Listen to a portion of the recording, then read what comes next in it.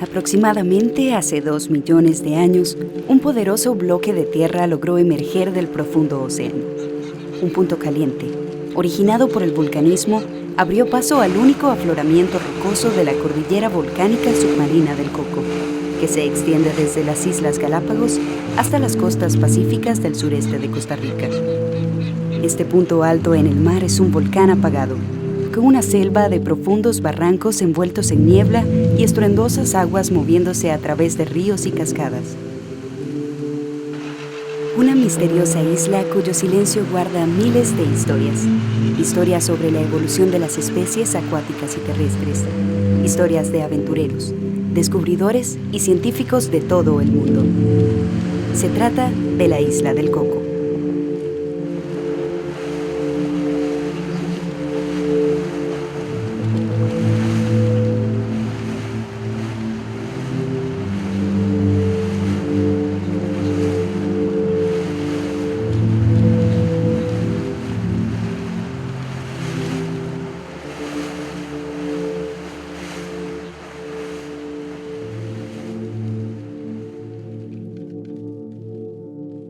La isla de 24 kilómetros cuadrados cuenta con 4 bahías principales: Wafer, Chatham, Iglesias y Weston.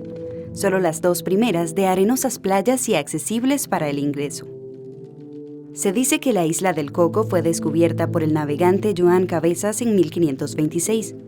Aunque de este dato no se tiene certeza, en la Historia General de las Indias aparecen algunos de sus relatos. La primera representación geográfica de la Isla del Coco aparece en el Mapamundi de Enrique II de Francia del año 1542. Este consignó las exploraciones de América para ese entonces y lo dibujó el cartógrafo francés Nicolas Desliens. A principios de 1898 se realizó la primera expedición científica costarricense a la Isla del Coco, dirigida por Henri Pittier, director del Instituto Físico Geográfico Nacional, y Anastasio Alfaro del Museo Nacional. Alfaro publicó sobre las aves y mamíferos que observó en la isla, incluyendo algunas notas sobre las aves marinas. Años más tarde, en 1902, Paul Viollet del Museo Nacional de Costa Rica realiza otro viaje y, como naturalista, recolectó y describió nuevas especies de moluscos terrestres.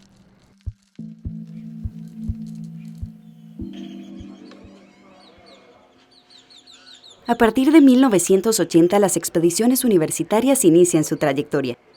El Centro de Investigación en Ciencias del Mar y Limnología CIMAR de la Universidad de Costa Rica, junto con la Universidad Nacional, generan nuevos datos sobre la biología terrestre y marina de la isla, así como la interacción del océano y la atmósfera. A continuación, conoceremos parte de este trabajo científico que realizan las universidades públicas costarricenses. Las corrientes marinas que llegan a la Isla del Coco afectan su clima. Según la época del año, su dinamismo cambia. Uno de los factores determinantes es la llamada zona de convergencia intertropical.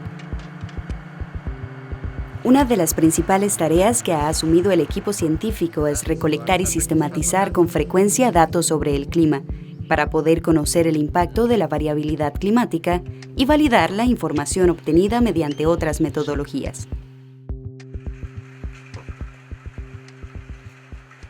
Y estas variables las medimos porque dentro del estudio que estamos haciendo de los sistemas oceanográficos es muy importante estudiar también la parte atmosférica, puesto que una de las fronteras de este componente del océano, del sistema climático, es la atmósfera.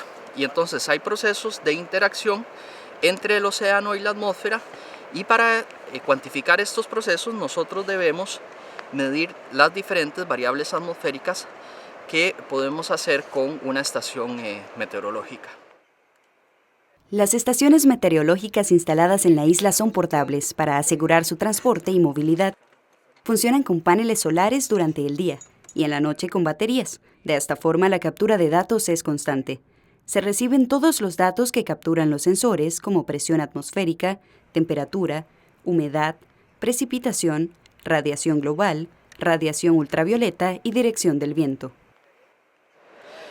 Esto básicamente sirve para después integrarlo al resto de los componentes, por ejemplo a la parte de oceanografía física para ver el comportamiento de las corrientes superficiales y además de eso poder cuantificar, que es muy importante para la parte biológica, por ejemplo del plancton, procesos de mezcla, al nosotros tener una medición, por ejemplo, de la velocidad del viento.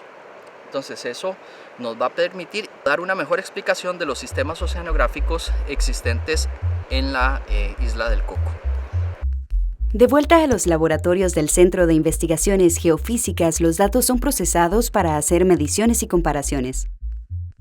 Como resultado de la aplicación de modelos predictivos basados en información global recibida en el CIGEFI, es posible comparar con los datos recolectados en la isla y completar el sistema de monitoreo.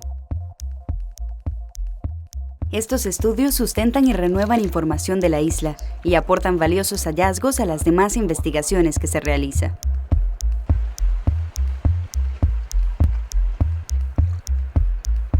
Aquí la temperatura del agua está marcando, está con 27.3.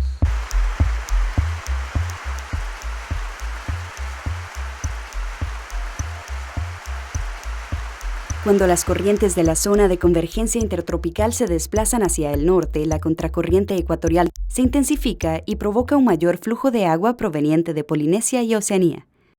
Esta es la razón de la presencia de organismos indopacíficos en la isla, como algunos invertebrados, peces, corales y plancton. En las aguas de la isla del Coco se desarrolla gran parte de las investigaciones científicas sobre la interacción océano-atmósfera. Determinar la física del océano permite conocer su dinámica y comportamiento en relación con el Pacífico tropical oriental. Mi trabajo en oceanografía física consiste en estudiar la dinámica en general de la isla. ¿Qué significa dinámica? Significa estudiar las corrientes y cómo cambia la estructura de la columna de agua. Eso quiere decir que estudiamos parámetros físicos como temperatura, salinidad, oxígeno disuelto, cantidad de clorofila y cómo se distribuye esto en la columna de agua y cómo varía en el tiempo. Usamos también un CTD que se llama, lo que mide el CTD es temperatura, salinidad, profundidad, clorofila, fluorescencia y turbidez del agua. Y entonces lo que hacemos son transeptos alrededor de la isla donde hacemos mediciones espaciadas en ese transepto y así sabemos cómo varía esas características del agua desde la costa hasta por lo menos la plataforma insular de la isla, que son unos 200 metros de profundidad. Los sondeos exploratorios que se realizan en estas aguas y en los montes submarinos alrededor de la isla se analizan en el laboratorio. Así es posible conocer las características del agua y su patrón de corrientes.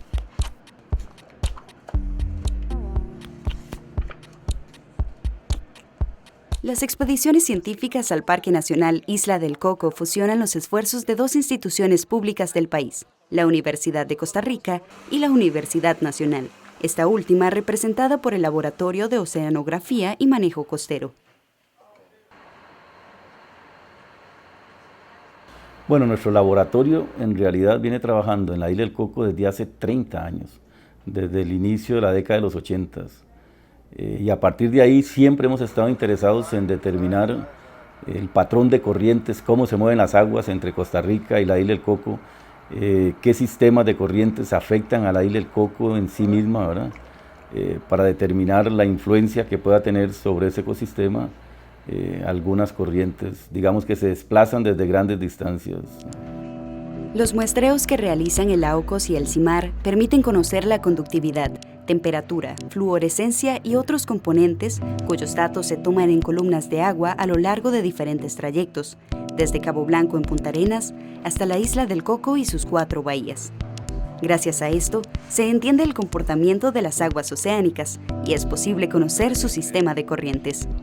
La pregunta que uno se haría es, ¿por qué es importante hacer estos estudios, verdad? ¿Por qué desde hace 30 años estamos nosotros siempre encima de este tipo de trabajo?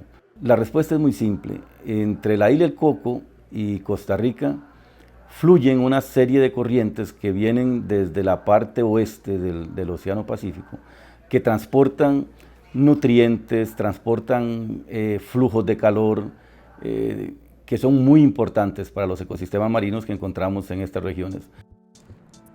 En 1869, el presidente de la República, Jesús Jiménez Zamora, nombra comandante a Rafael Oreamuno para iniciar nuevamente la búsqueda del tesoro. Durante sus expediciones, se enarbola la bandera de Costa Rica por primera vez en la isla del Coco, un 15 de septiembre, y se toma posesión oficial de la isla.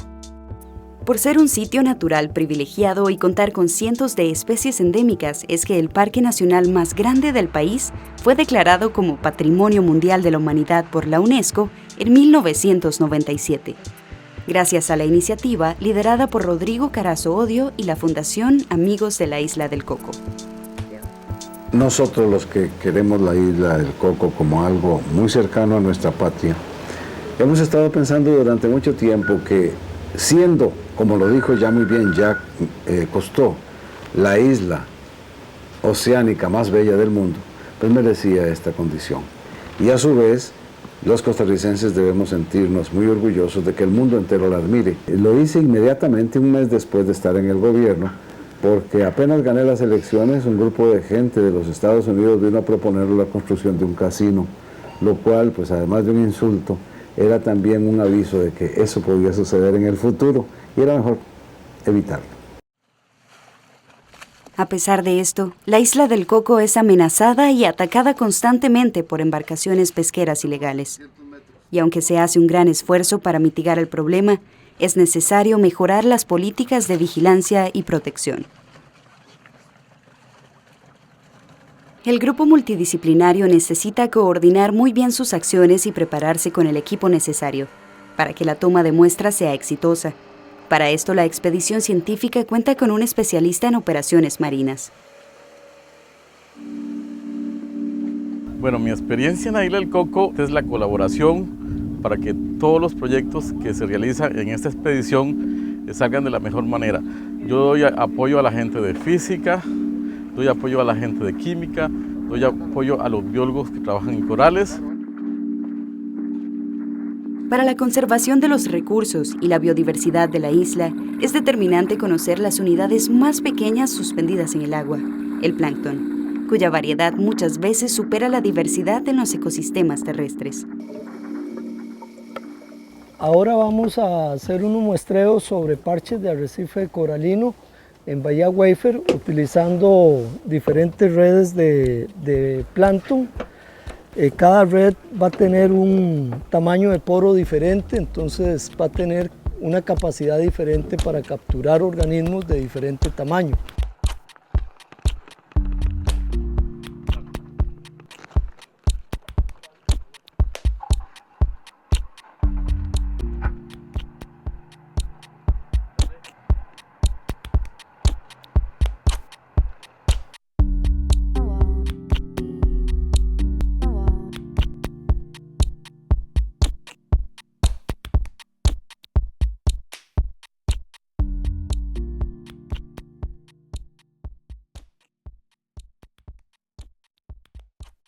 El plancton son los organismos suspendidos en el agua, microscópicos, que dependen de su transporte de las corrientes marinas y es la base de las cadenas alimentarias en los océanos.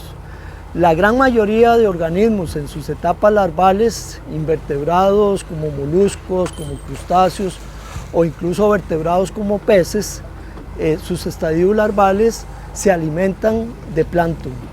Si no hubiera plancton no tendríamos la vida marina que tenemos en nuestras aguas y en todas las aguas del planeta.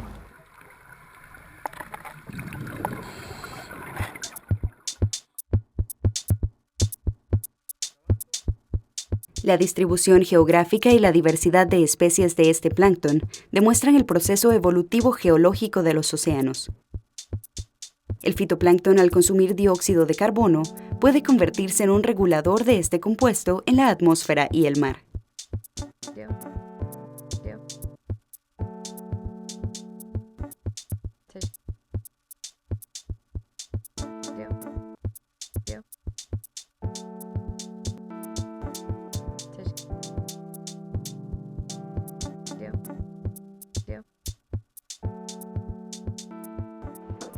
La distancia de esta isla oceánica de las masas terrestres continentales hace que los nutrientes de sus aguas sean especiales para la investigación científica. En estas enormes masas acuáticas se encuentran los fertilizantes marinos, alimento del plancton. La disciplina encargada de estudiar estos nutrientes, así como las variaciones estacionales de los parámetros físico-químicos, es la oceanografía química.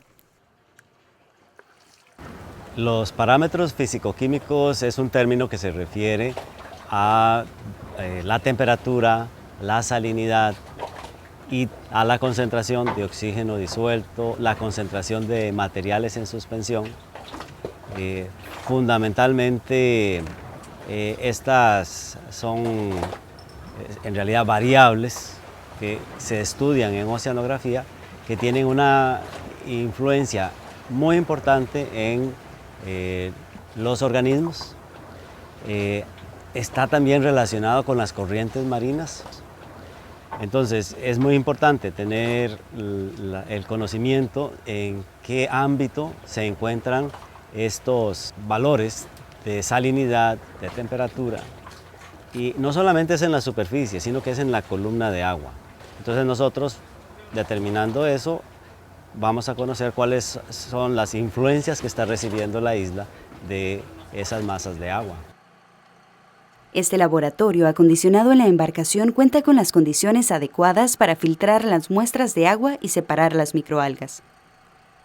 Con esto se determina la concentración de clorofila, un indicador general de la materia viva.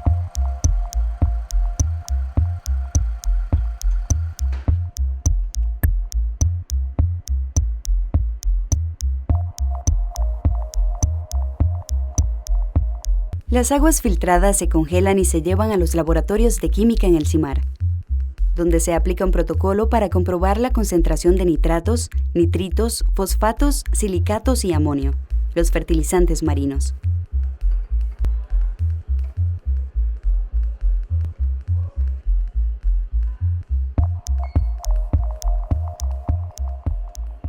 En la historia de la isla del Coco no puede faltar el nombre de Augusto Hissler, quien vivió por casi 20 años en esta isla desierta, acompañado de Lisbeth, su esposa. Desde 1889 hasta 1908, Hissler insistió en buscar el oro y las piedras preciosas que la isla del Coco escondía según las leyendas. A su llegada, Hissler encontró la significativa expresión "The bird is gone", el pájaro voló, lo que podría haber significado que el tesoro ya no estaba en su escondite. Su persistencia le permitió ser nombrado gobernador de la isla en 1905 y la concesión de la mitad de la tierra. Así lo decía el documento que Hissler poseía cuando murió en Nueva York en 1935. Investigadores de la Universidad Nacional buscan conocer el eventual impacto del cambio climático sobre las actividades turísticas asociadas a la existencia del Parque Nacional. El trabajo que estamos haciendo en la isla del Coco es identificar las actividades socioeconómicas que dependen de la existencia del Parque Nacional, ¿verdad? Y cómo estas actividades socioeconómicas se relacionan con otras, no solamente en la isla, sino alrededor de la isla también. Y ver cuál podría ser eventualmente el impacto que tendría la variabilidad climática y el cambio climático sobre estas actividades que se desarrollan en la isla del Coco, en el Parque Nacional Isla del Coco. Estas investigaciones han logrado dimensionar las actividades económicas como los turoperadores, que realizan viajes a la isla para el buceo y el avistamiento de especies marinas y terrestres.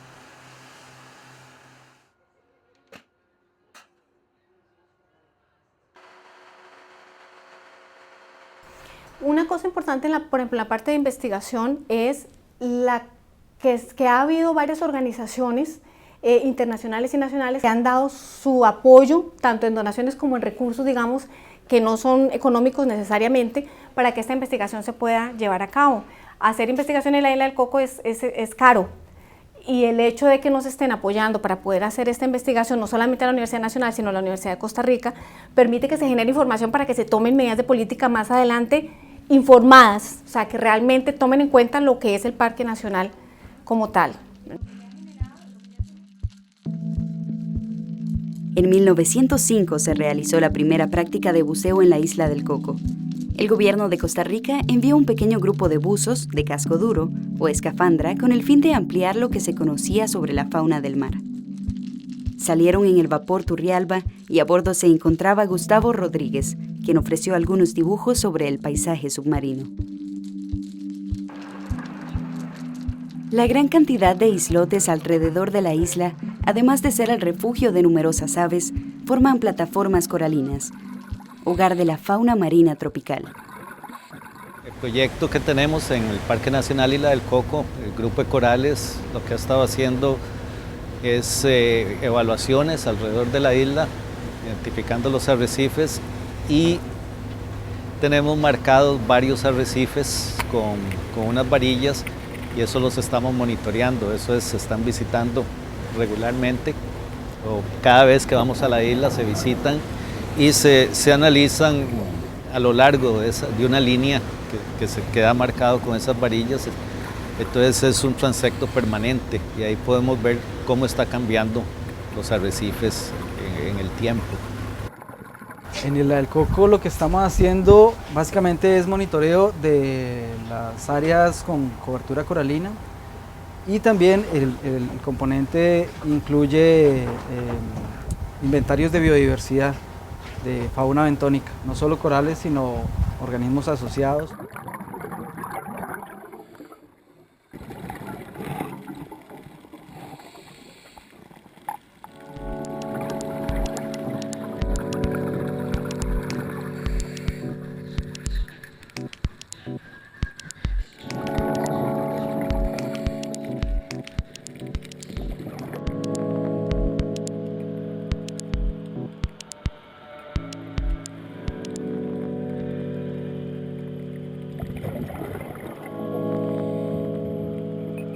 Es un componente en el que participa una gran cantidad de personas, tanto la Universidad de Costa Rica como universidades extranjeras, y ahí lo que se busca es conocer qué hay en la isla.